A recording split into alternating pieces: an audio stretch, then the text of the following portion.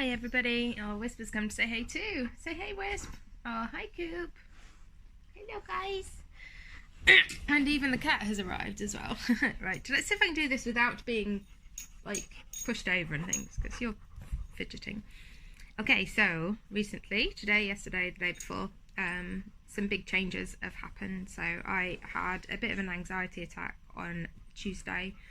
I've had a few in the last few days, last few weeks, so I decided it was getting stupid, so I phoned my GP and she has put me back on sertraline, which was something that I was on a couple of years ago, and it went really well, so let's see how that goes. Fingers crossed for me, guys. Thank you. And the second big thing that's happened this week, I went into work yesterday for a late shift after having a couple of days off, and found out that we were closing. So for those who don't know, I work in mental health rehab. So we get patients, service users that have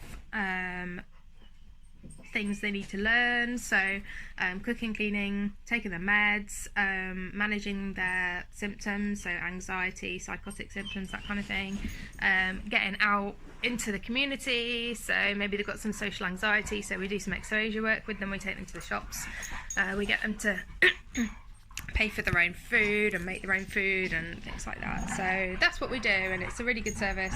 We're part of the NHS, we're officially a hospital ward, so it's really good. We've got a really good team of about 15 people, give or take a few, and recently it's been really difficult because we haven't been able to take people out, because obviously with the lockdown we can't promote that people are leaving. We have to look after them ourselves, so basically we've been whittling down our patients, hoping that the trust will maybe think of something else we could be, so maybe a recovery ward for people that have had COVID. So the plan has been to shut, which is really sad because we've got a really good team and everyone gets on really well, and it's a really useful thing that we do, and we've had a lot of successful kind of cases, and yeah, it's just really sad. And we have I'll admit we do have an older staffing, so a lot of people are 60 plus, 50 plus, a few 40 pluses. I'm the youngest and I'm 36. We're not running low on staff, but we've had to kind of go a bit more into the bank and a bit more to the community teams and ask for a bit of support with staffing. I don't think that's the reason why we've closed. I just think they haven't kind of worked out what purpose we're going to serve with the lockdown and all the restrictions that we have because of COVID-19. So basically my manager has basically said, yeah, after we discharge our last patient today, on Thursday, we're not coming in again. So I was supposed to be on a late today and I'm not going in, which is very strange. I don't like it at all. I was supposed to be on a late tomorrow. I'm not going into that. We're going to have a staff meeting at light lunchtime tomorrow, so we'll be able to say kind of say goodbye to each other and get a bit of closure maybe. It's not a permanent closure, so we'll be back. We will be back at some point. And last week, my boss phoned everybody and just kind of said, "What do you want to do? What's your choice?" Because I mean, you know, you have a choice in this where you want to go when you're redeployed, if you're redeployed, because she wasn't sure that we were going to close last week. And I kind of said maybe June ward, which is a dementia ward.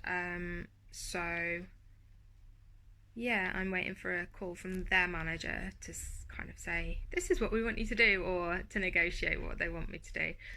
I've got a few ideas what I could do there, because I'll be supernumerary for a while, because they're fully pretty much staffed there, I believe.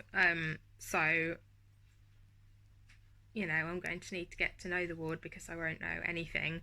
I haven't properly worked on older adults before. I worked at the BRI for just over a year, which it's mostly old people.